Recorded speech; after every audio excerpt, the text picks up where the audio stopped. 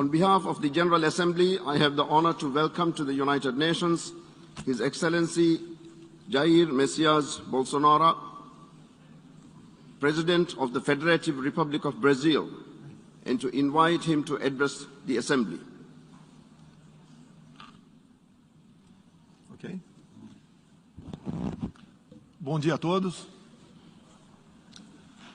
Senhor Presidente da Assembleia Geral, Abdullah Shahid, Senhor Secretário-Geral das Nações Unidas, Antônio Guterres, senhores chefes de Estado e de Governo e demais chefes de delegação, senhoras e senhores, é uma honra abrir novamente a Assembleia Geral das Nações Unidas.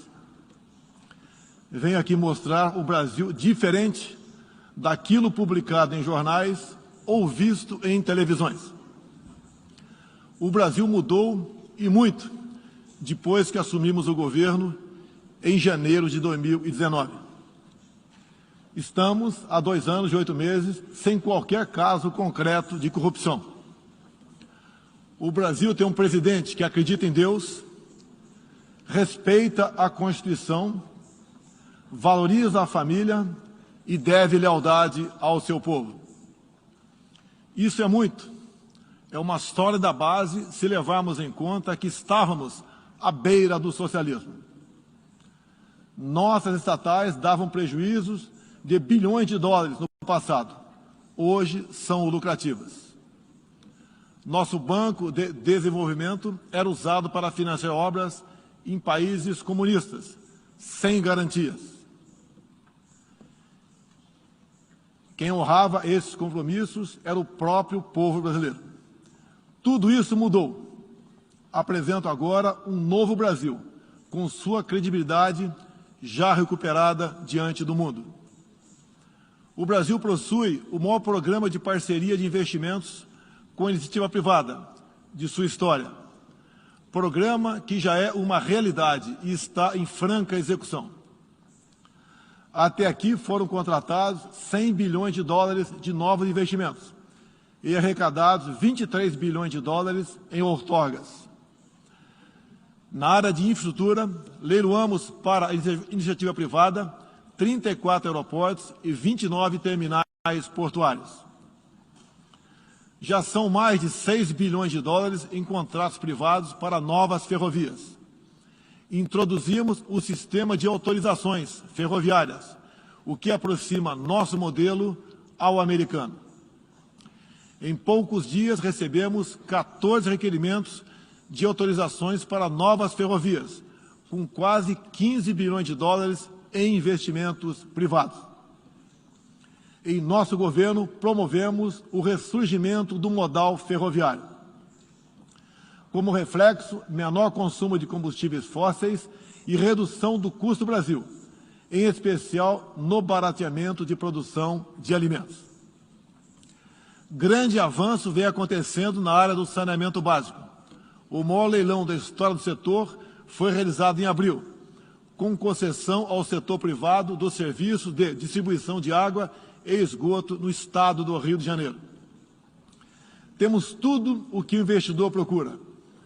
Um grande mercado consumidor, excelentes serviços, tradição de respeito a contratos e confiança no nosso governo. Também anuncio que nos próximos dias realizaremos o leilão para a implementação da tecnologia 5G no Brasil. Nossa moderna e sustentável agricultura de baixo carbono alimenta mais de 1 bilhão de pessoas no mundo e utiliza apenas 8% do território nacional. Nenhum país do mundo possui uma legislação ambiental tão completa quanto a nossa. Nosso Código Florestal deve servir de exemplo para outros países. O Brasil é um país com dimensões continentais, com grandes desafios ambientais. São 8,5 milhões de quilômetros quadrados, dos quais 66%, 2/3, são vegetação nativa, a mesma desde o seu descobrimento em 1500. Somente no bioma amazônico, 84% da floresta está intacta, abrigando a maior biodiversidade do planeta. Lembro que a região amazônica equivale à área de toda a Europa Ocidental. Antecipamos de 2060 para 2050 o objetivo de alcançar a neutralidade climática.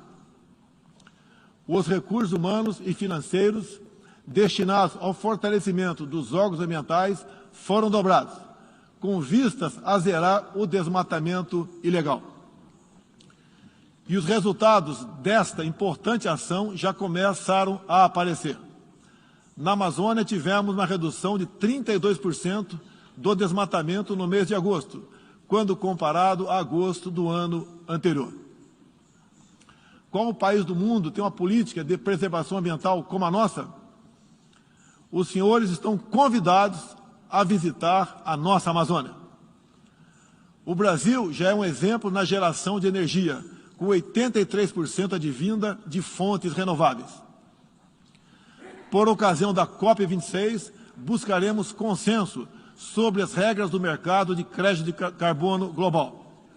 Esperamos que os países industrializados cumpram efetivamente seus compromissos com o financiamento de clima em volumes relevantes.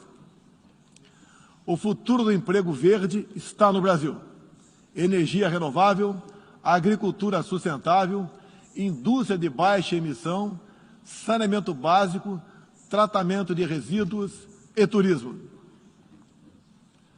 Ratificamos a Convenção Interamericana contra o Racismo e formas correlatas de intolerância. Temos a família tradicional como fundamento da civilização. E a liberdade do ser humano só se completa com a liberdade de culto e de expressão.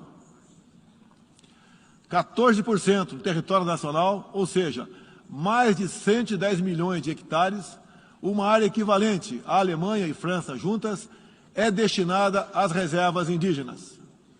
Nessas regiões, 600 mil indígenas vivem em liberdade e cada vez mais desejam utilizar suas terras para a agricultura e outras atividades.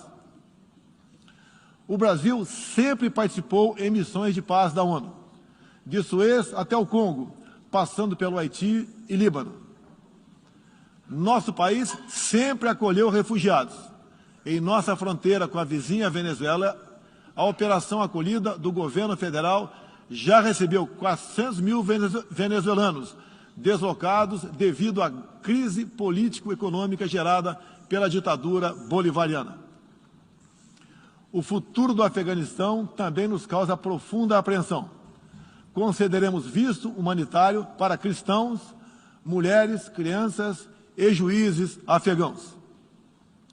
Nesses 20 anos dos atentados contra os Estados Unidos da América, em 11 de setembro de 2001, reitero nosso repúdio ao terrorismo em todas as suas formas. Em 2022, voltaremos a ocupar uma cadeira no Conselho de Segurança da ONU. Agradeço aos 181 países, em um universo de 190, que confiaram no Brasil. Reflexo de uma política externa séria e responsável, promovida pelo nosso Ministério das Relações Exteriores. Apoiamos uma reforma do Conselho de Segurança da ONU, onde buscamos um assento permanente. A pandemia pegou a todos de surpresa em 2020. Lamentamos todas as mortes ocorridas no Brasil e no mundo.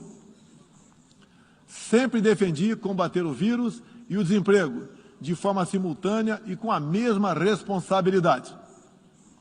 As medidas de isolamento e lockdown deixaram um legado de inflação, em especial nos gêneros alimentícios no mundo todo.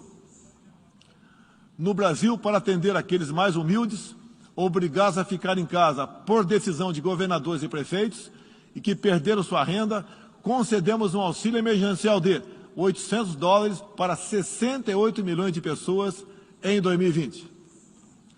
Lembro que terminamos 2020, ano da pandemia, com mais empregos formais do que em dezembro de 2019.